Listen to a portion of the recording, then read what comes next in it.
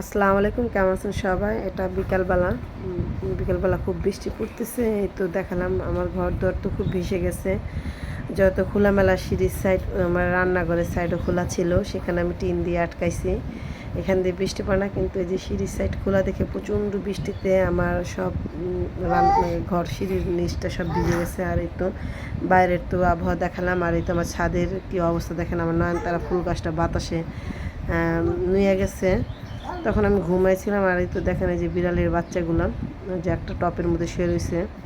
আর আমার একটা মুরগি আছে, আর একটা মুরগি আমি জবে করে খেয়ে ফেলছিলাম। অসুস্থ আর কি হয়নি, কেমন জানি মনে হইতেছে যে অসুস্থ ভাব। আর এই তো ছাদের দেখেন আমার সব কিছু উড়ে যায়, যে কীরকম হয়ে গেছে, প্রচণ্ড বাতাস বৃষ্টি। আর এই তো বিড়ালে দেখেন মার দুধ খাইতে খাইতে শুয়ে গেছে, ঘুমিয়ে গেছে আর কি। তিনটা বাচ্চা এখানে আছে। আর এটা আমি নতুন বানাইছি, কেমন হয়েছে বলবেন।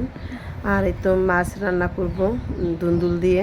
আর আমি মাছটা হলুদ মরিচ লবণ দিয়ে মেখে নিছি। এখন আমি মাছ ভাজিটা সব এক এক কড়াইতে আমি বসাই দিছি, ভাজবো। সব একসাথে দিয়ে দিছি। আর আমি মাছগুলো খুব কড়া করে ভাজবো।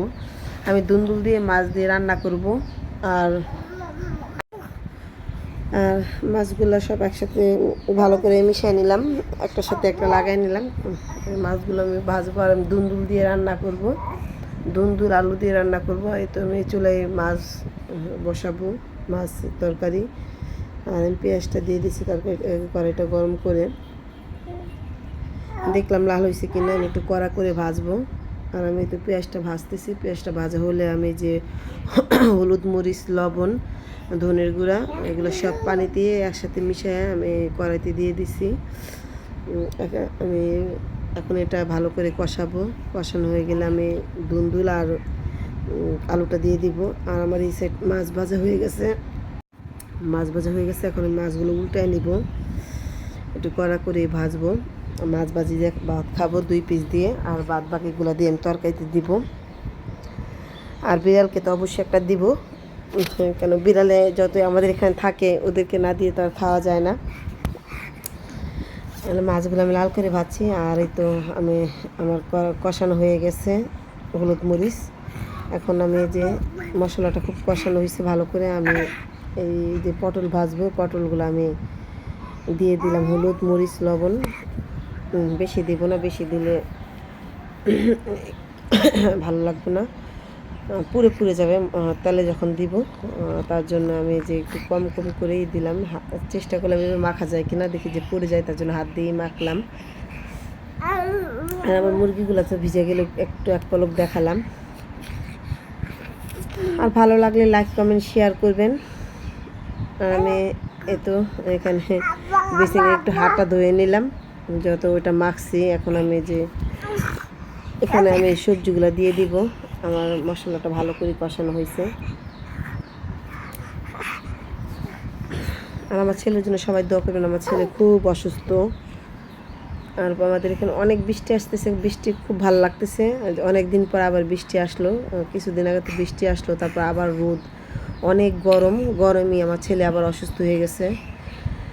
আর এখন বিকালে বৃষ্টি আসতেছে, খুব ভালো লাগতেছে আবহাওয়াটা। আরও বৃষ্টি আসলে আরও ভালো লাগবে, কিন্তু আমাদের ভালো লাগলে কেউ যারা বাইরে কাজ করে তাদের তো অনেক কষ্ট। আর লাড়তে আমার মশলাটা নিচে পড়ে গেছে, একটা আলুও পড়ে গেছে, তাই আমি চুলাটা একটু মুছে নিলাম। যতগুলা পড়ে গেছে মশলা দিয়ে নষ্ট হয়ে গেছে চুলাটা। আমি হাত দিয়ে সাবান দিয়ে হাতটা ধুয়ে নিলাম ভালো করে। আর আমি মশলাটা কষানো হয়ে গেছে, আমি সবজির সাথে ভালোভাবে মিশিয়েছি লাড়া দিয়ে। এখন আমি মশলাটা ঢেকে দিব আর কি তরকারিটা। আর আমার এই মাছগুলো আমার ভাজা হয়ে গেছে। আমি এই কড়াইতেই আমি ভাজবো, পটল ভাজবো। আর এই মাছটা ভাজা হয় নাই, তাই আমি এই মাছটা ভাজতেছি ভালো করে, যাতে সবগুলো ভাজা হয়ে গেছে।